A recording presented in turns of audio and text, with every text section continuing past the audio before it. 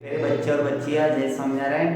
अभी तक हमने देखा आगे अलग अलग संस्कृति के बारे में, लोक संस्कृति के बारे में, वो सब के बारे में देखा।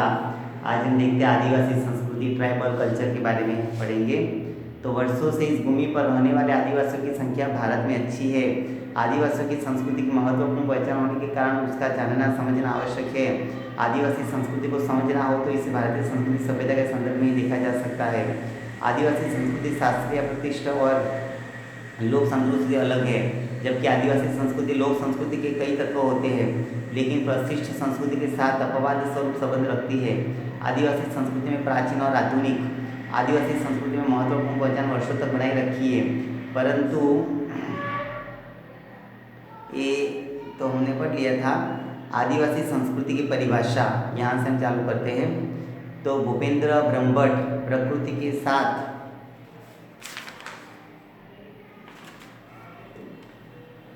साथ सीधा संपर्क और पर्यावरणीय संतुलन रक्षण करने वाली जीवन शैली को महत्व देना, सामूहिक उत्सव, त्योहार, नाच गाने और सामाजिक जीवन के प्रभुत्व वाली संस्कृति अर्थात आदिवासी संस्कृति। आदिवासियों की जीवन शैली के उनके रिवाज, सरल मान्यताएं आदिवासी संस्कृति का दर्शन कराती है। आदिवासी संस्कृति के 4 लक्षण हैं: आकार में छोटे, विविधता, विशिष्टता, स्वावलंबन। ये 4 लक्षण आदिवासी समाज की भौगोलिक और जनसंख्या विषय परिस्थिति के साथ प्रबल संबंध होता है, जिसका मुद्दे सा वर्णन पाठ 3 में देखेंगे। वो हमने देख लिया। आदिवासियों के बारे में हमने पढ़ा ना, उसकी क्या योजना है, क्या नहीं, सरकार ने कौन कौन से आर्थिक सामाजिक उनको अच्छी तरह से सब सुविधाएं दी है, वो सब के बारे में हमने देखा। आदिवासी संस्कृति, तो आदिवासी जो कार्य करते हैं वह सरल और स्वाभाविक होता है। यह लोग कला को सौंदर्य निर्माण के साधन नहीं समझते हैं, उनके लिए तो ये जीवन का अंग होता है। आदिवासी कला के बारे में स्पष्टतया कहा जा सकता है कि आदिवासी संस्कृति में कला के कई विशेष लक्षण हैं। इन लक्षणों में माध्यम, साधन, प्रक्रिया, उपयोग, शिक्षण, जीवन तत्व, निरंतरता, सहजीवन, विज्ञान इत्यादि का समावेश होता है। हम यहाँ पर उनकी चित्रकला, गीत संगीत, नृत्य कला, मिट्टी कला की चर्चा करके आदिवासी संस्कृति के बारे में जानेंगे। चित्रकला, राठवा के पिठोरा के चित्र, चौधरी के नवा के चित्र, कुंकड़ी की पसली, भीलों के भराड़ी, गरासे का गोत्रज के चित्र ऐसे अनेक रूपों की भेंट आदिवासी चित्रकला की भेंट है। राठवा लोगों के घर की दीवार पर जो चित्र होता है वह देव पिठोर चित्रित होता है, उसके साथ वह जीवन व्यतीत करता है। लोग इकट्ठे होकर बनाते हैं। जब चित्र बनते हैं, उपवास करते हैं। चित्र से पहले 7 बार कुंवारी करने लेपन करती है।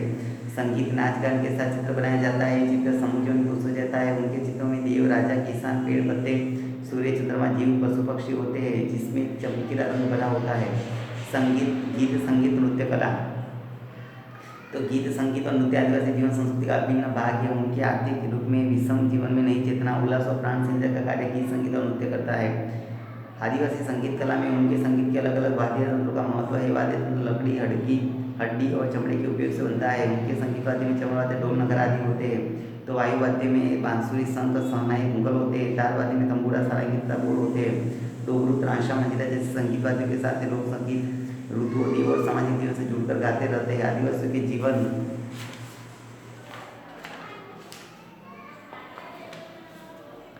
में नाच गाने का अधिक महत्व होता है। उसके नृत्य सामूहिक होते हैं, जैसे कि घेरेलू नृत्य, डांग जिला का सारका नृत्य, डांगे नृत्य, डोगरू नृत्य इत्यादि मिलते हैं। मिट्टी कला, आदिवासियों में विशिष्ट माटी कला वाली संस्कृति दिखाई देती है। वे मिट्टी से बर्तन, खिलौने और देव मूर्ति बनाते हैं। गुजरात के कोसी क्षेत्र में वीर घरासिया लोग मिट्टी के घोड़े देव को चढ़ाते हैं।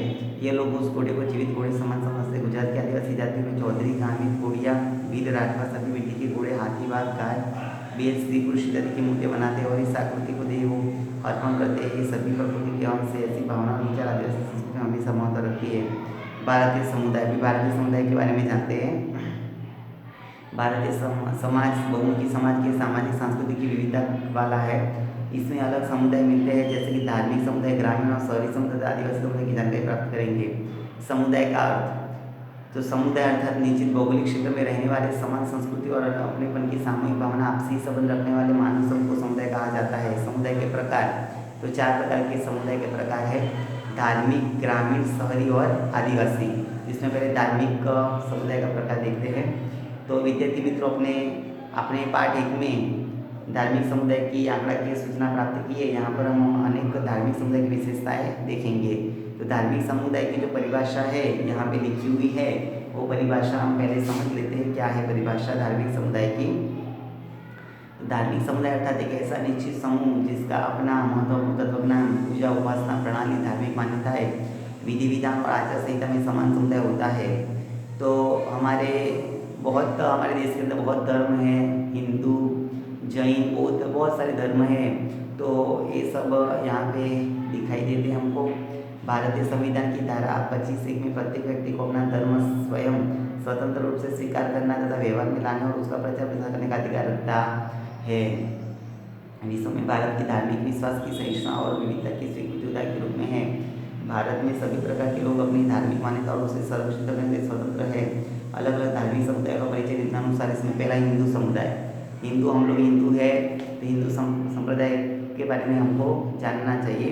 यहाँ पे बहुत सारे संप्रदाय के बारे में बताया गया है, लेकिन जो परीक्षा में इम्पोर्टेंट है, आते हैं, ऐसे टॉपिक हम देखेंगे। इसमें पहला है हिंदू समुदाय। तो हिंदू धर्म में व्यक्ति का धर्म अधिकार जन्म से प्राप्त होता है।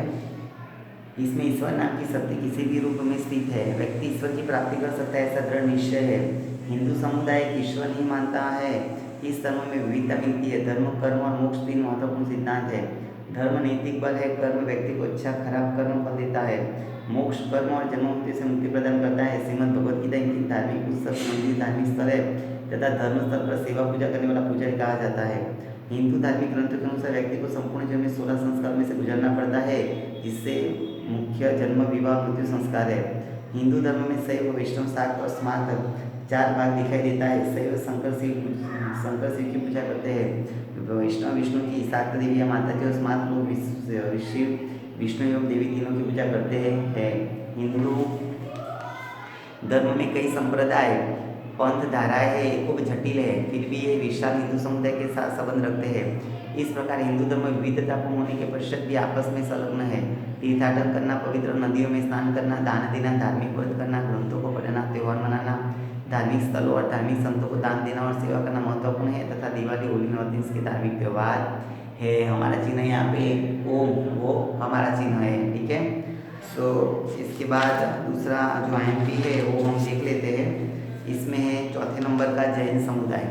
जैन समुदाय भी एक हिंदू का ही पार्ट कहा जाता है।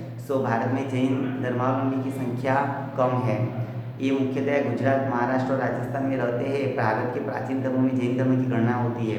जैन धर्म में 24 तीर्थंकर हुए हैं। इनमें से प्रथम ऋषभदेव और 24वें महावीर स्वामी जी हैं। जैन समुदाय में श्वेतांबर और दिगंबर वास्तवी 2 भाग है। हिंदू धर्म की तरह जैन धर्म आत्मा कर्म का सिद्धांत और जीवन मुक्ति को मानते हैं। उपवास को स्वशुद्धि के लिए तपस्या मानते हैं। वैचारिक शुद्धि के लिए मानसिक अनुशासन को महत्व है। इसकी धार्मिक पुस्तक कल्पसूत्र है। यह अनेक स्वरवाद, परलौकिकवाद, अहिंसा, कर्म, धर्म, मोक्ष, सत्य, अस्त्य, अपरिग्रह के दार्शनिक ज्ञान को महत्व देते हैं। इसके बाद है सिख समुदाय। जो सिख, पंजाबी जो लोग होते हैं ना, पगड़ी पहनते हैं, उनके बारे में है। सिख धर्म के अनुयायी मुख्यतः भारत के पंजाब और उत्तर पूर्व प्रदेश में मिलते हैं। सिख धर्म समतामूलक और समताकारी है। उनके धर्म ग्रंथ को गुरु ग्रंथ साहब और धार्मिक स्थान को गुरुद्वारा कहते हैं। इनमें भी जाति व्यवस्था दिखाई देती है। इनमें जाट, ब्राह्मण, क्षत्रिय, कारीगर की जातियाँ होती है। सिख धर्म ग्रहण करने वाले धार्मिक रूप से निम्न जाति के लोगों को धार्मिक वचन दी जाती है, लेकिन उन्हें सरदार नहीं कहा जाता। ये लोग जो धार्मिक वचन करते हैं उसे गुरुवाणी कहते हैं।